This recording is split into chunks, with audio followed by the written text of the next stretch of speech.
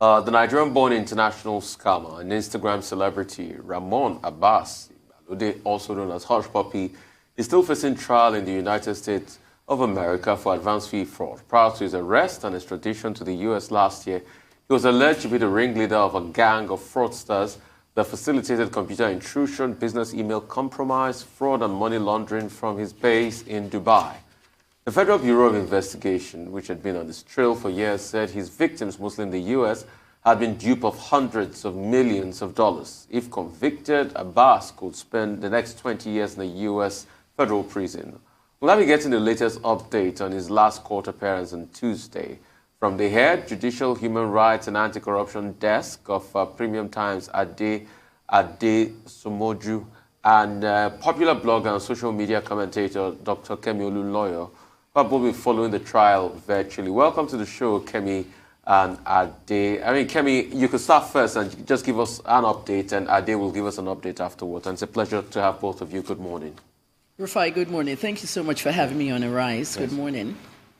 Morning. So, Kemi, you go first. An update of what is happening. Basically, I broke the story last year when they arrested him that evening. And then there was a point when I started connecting with all the Dubai reporters at the Gulf Times. And a lot of them would give me information back and forth as an investigative journalist. Now, what I did basically was, I just stood by on what was going on. 12 people were arrested. And then I got a tip that they were going to America. But it wasn't all 12. Two of them, Olalekan Ponle Woodbury, another socialite on Instagram, and Hush Puppy. So I kept updating the fact that they are not even in Dubai anymore. Those two were in, America. And I was trying to really find out how they got them there, because UAE and Nigeria don't have UAE and America don't have extradition treaties. So I discovered they went by extraordinary rendition, and the two that went were Hush Puppy and Woodbury. Now, the bottom line is this. When they got to the United States, there were all kinds of accusation charges. Remember, Nigerians were still bent on the fact that they were in Dubai. And some of our local newspapers were actually reporting that they're going to be extradited. Hush Puppy was going to be extradited to Nigeria. So it's very hard when you're an independent journalist and you have a mainstream paper saying something else. People don't want to believe you. Okay, so when they got to America, they were transferred to MCC, Metropolitan Correction Center in Chicago. And while they held them there, they were putting the charges together, the FBI. I had sources in the FBI, I had sources in the United States Secret Service, and even the State Department. These crimes were a small internet syndicate that turned into an elaborate heist. That's how I describe it. One simple internet scam. When Yahoo started, you had all our young people on computers coercing people to give them passwords, to give them advance fees. My dad's a famous prince. He has oil, and I want to get it out, blah, blah, blah. But this is what they call serious internet scam, mostly BEC, business email compromise, where they hack into company computers, companies' emails, and they take out huge amounts of money. Now, talking about heist, how do you enter a company's whatever? They fish into it. The word is phishing, and I want to use this opportunity on Arise News to actually say it. It's phishing. Our young people call it phishing. Oh, let's do some phishing. It's phishing. They fish into the computers. When they enter the computers of these companies, they don't steal right away. They sit there for 2 to 3 weeks to monitor how the companies are getting their invoices out, how the CEO is ordering money from the finance department downstairs, and how everything is working. When they study it well, they now clone the website of the company. They get into the email, of these CEOs and these finance department and trick them into sending money. And one of the main cases in this Hush Puppy case was that of a law firm who was refunding $922,000 back to their client. Their client refinanced a piece of real estate, and they were getting that money back.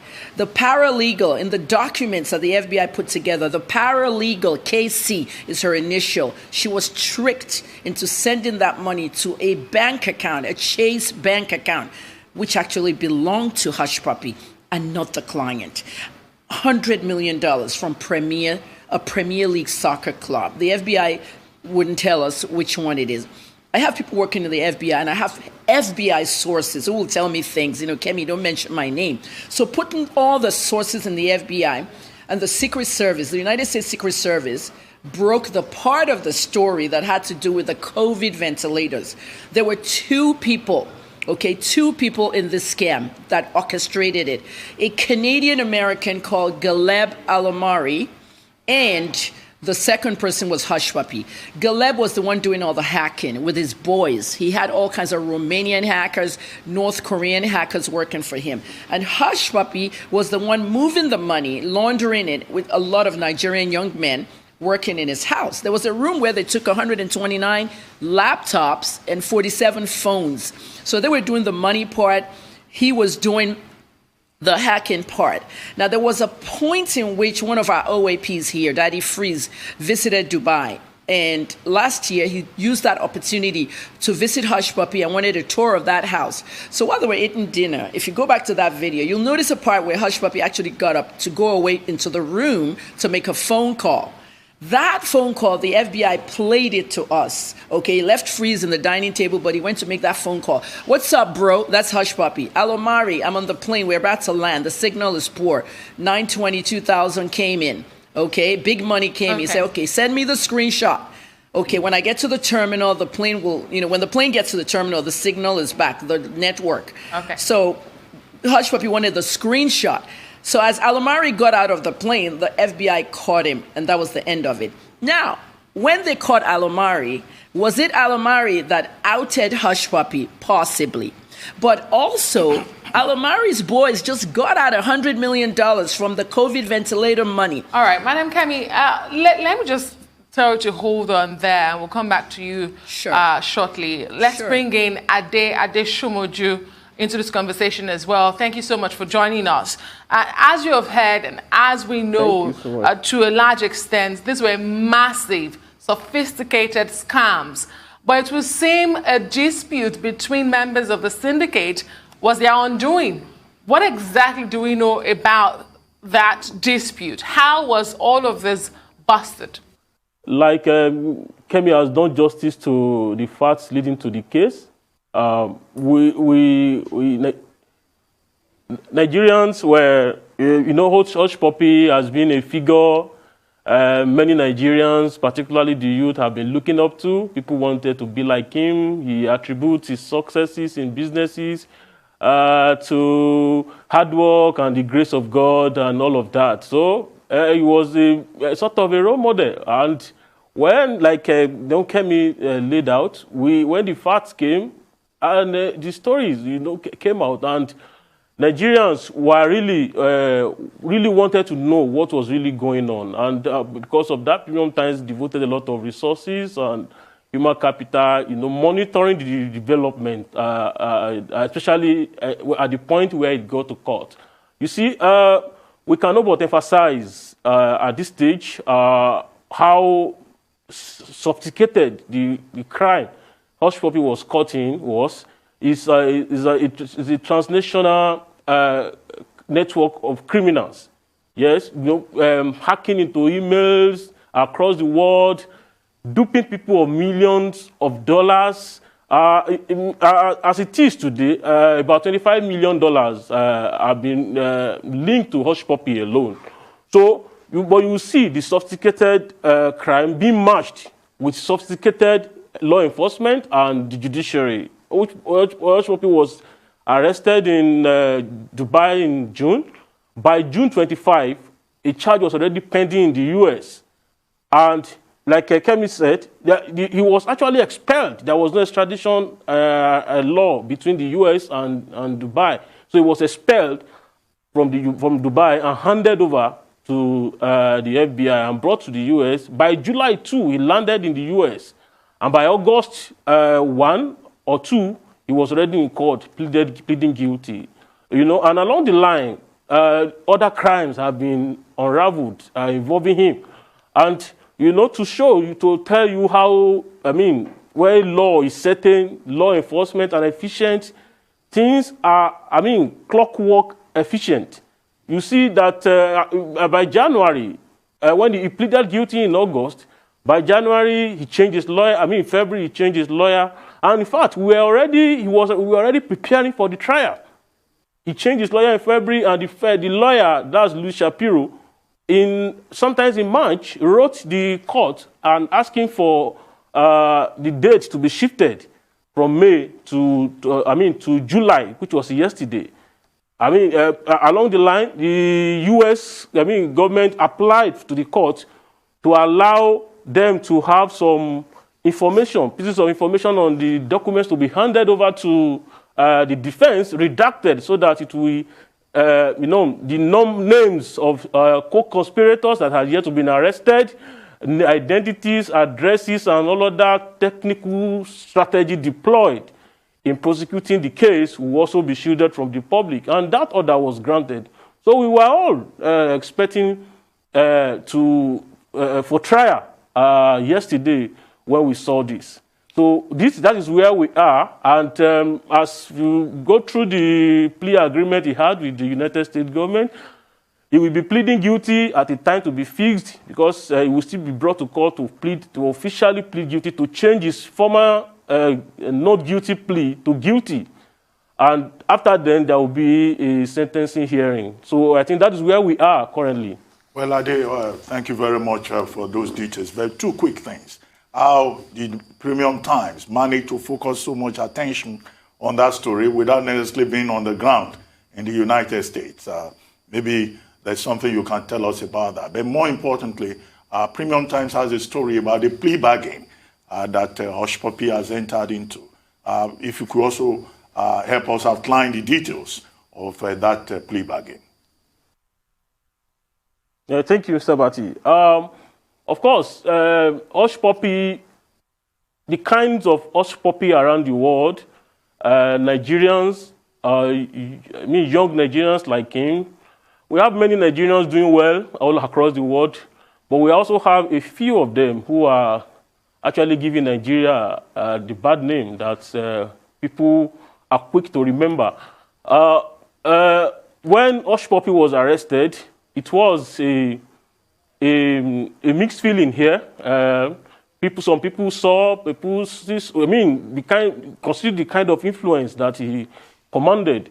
Many Nigerians actually was saying, some were even saying they were lying against him. So it was an issue of public interest, and Premium Times, as we are known for, saw it as an issue that we need to really highlight, focus on, to really tell the world, to tell Nigerians what really happened, how bad this guy has done to our image as a country. So we deploy resources, we deploy focused attention.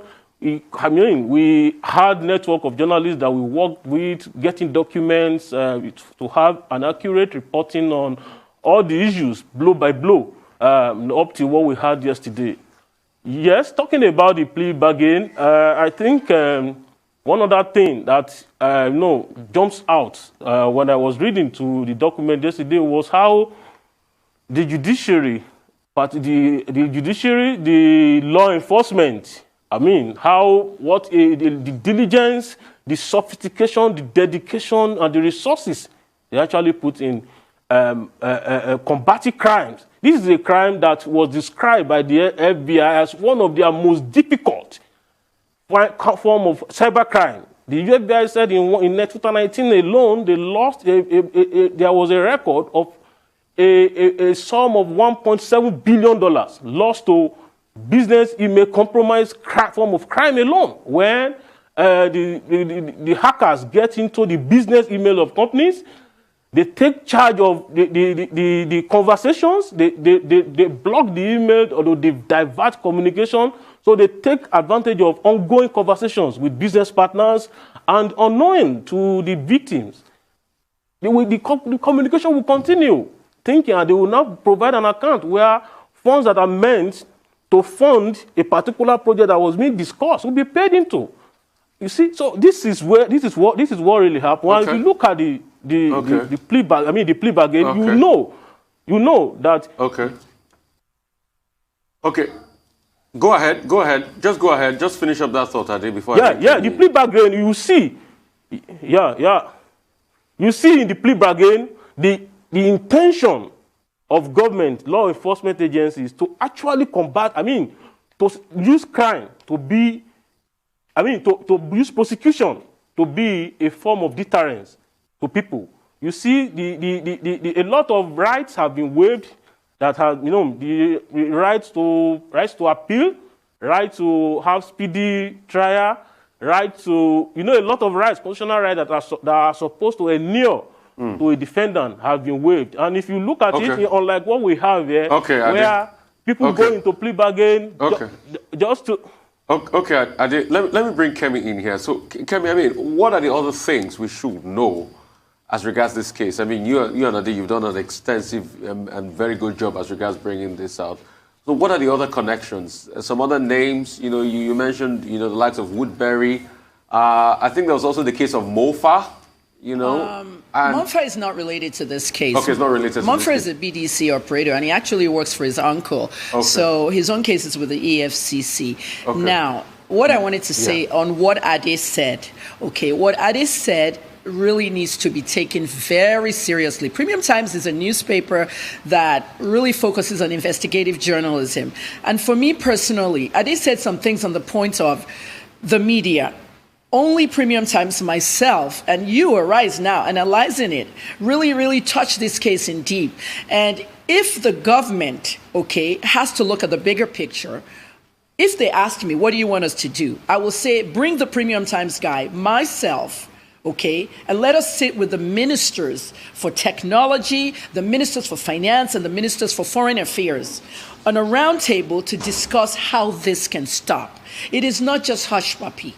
It's a lot of Nigerians. Now, Rufai, Dr. Abati, Adesua, are you aware that last night I got more documents from the FBI of this wristwatch that was purchased in January, February, and sent to Hush Puppy in Dubai for millions of dollars of nairas?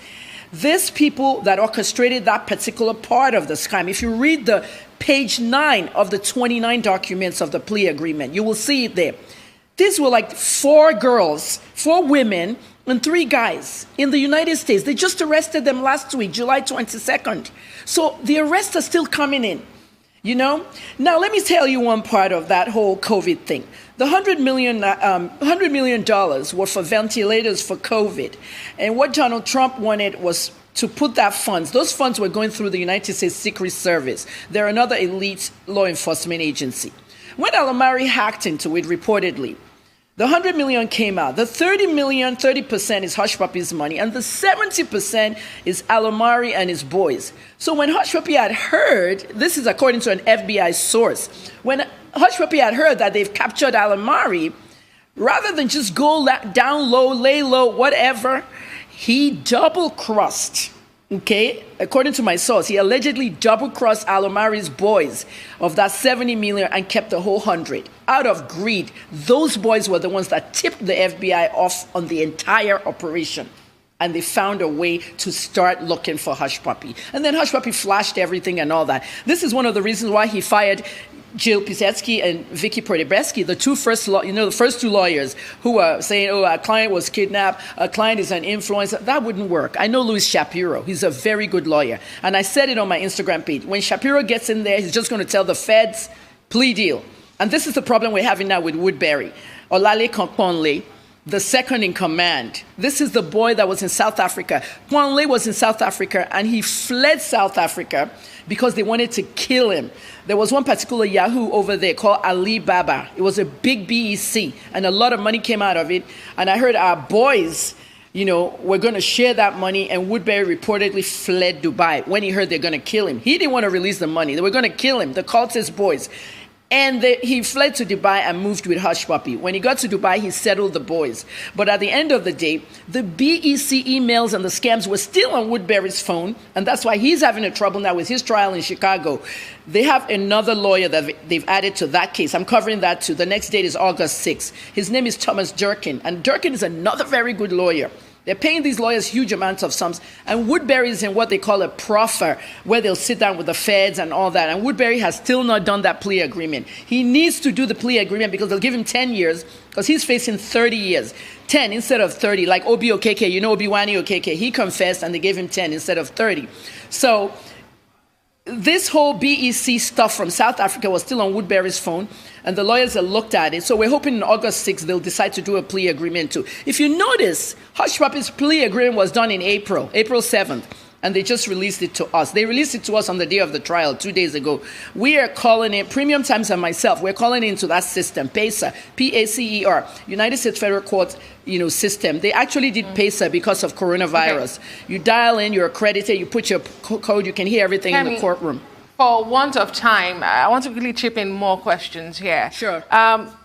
You've been following this case. Premium Times has told us why they decided to go after this. Yes. What jumped at you? Why did you decide to follow this case? And if you could just answer as well, for a lot of Nigerians, or some Nigerians, this did not come as a surprise with the luxurious lifestyle Hush Puppy was flaunting on social media platforms. But why do you think anybody should pay attention to this case?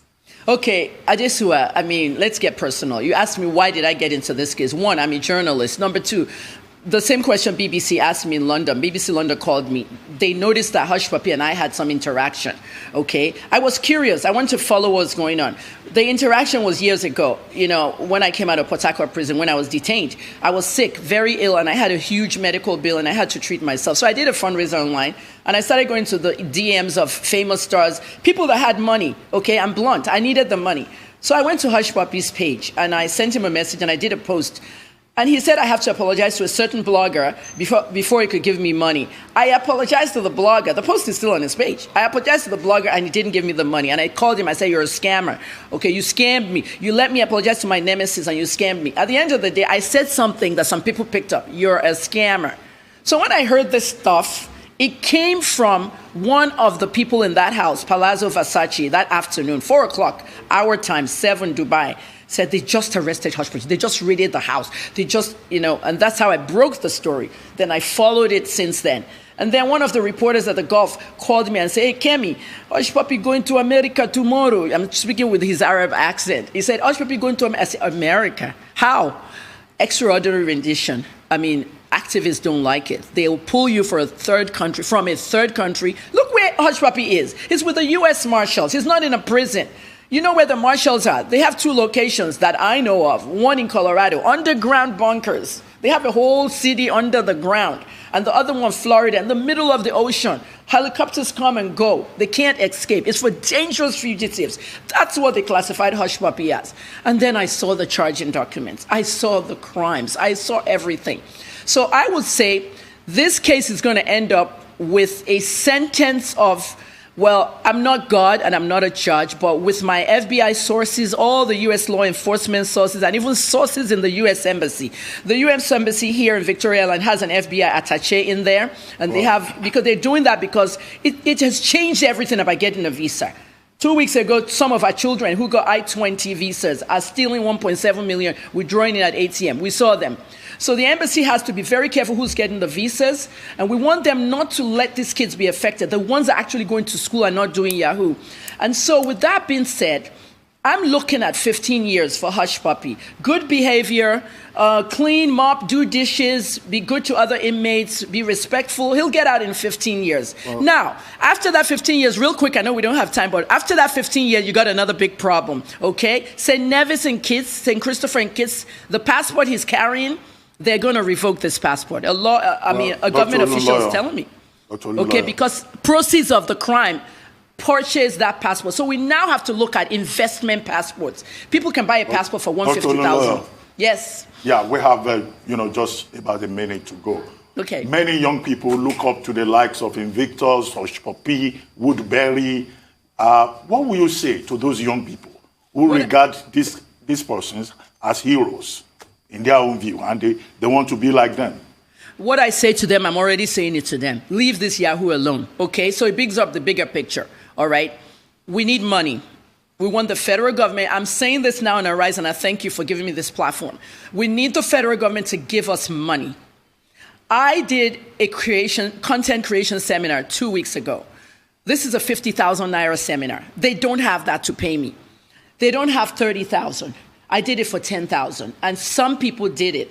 Others want to do it. We don't make money from this, but if the government puts this funding out for people like us, my headgear is coming out, for people like us, that have this training. Let us teach them how to blog, how to create content, how to do comedy skits, how to monetize it, how to make money on the internet, instead of them trying to steal all the time. This is what I'm telling the government. This next election, 2023, put out money to the people that can help the youth. Look at the boy from Abeg Technologies, $2 billion invested in Big Brother Naija, and Patricia, another $1 billion there. Young people sponsoring. The regular sponsors, you know, the detergent companies and all that, $200 million, they beat them out.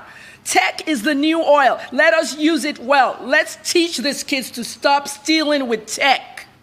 And let the police know. We want the police and the EFCC to know that if they're carrying a laptop, they don't need to be profiled. It is not always Yahoo. Let us help these children. My children are not American, not Nigerian. They're American. 2 over there, 1 here. Okay? But these children here in Nigeria are Nigerians like me. And this is my country. Let me help them. They have nowhere to go. All right. Well, thank you very much, Thank you so much. Ade Adesomoju and Kemi Olunloyo. Thank you, Dr. Abbas. Thank you very much for joining us. Thank you, Rufai. Thank you. Thank you.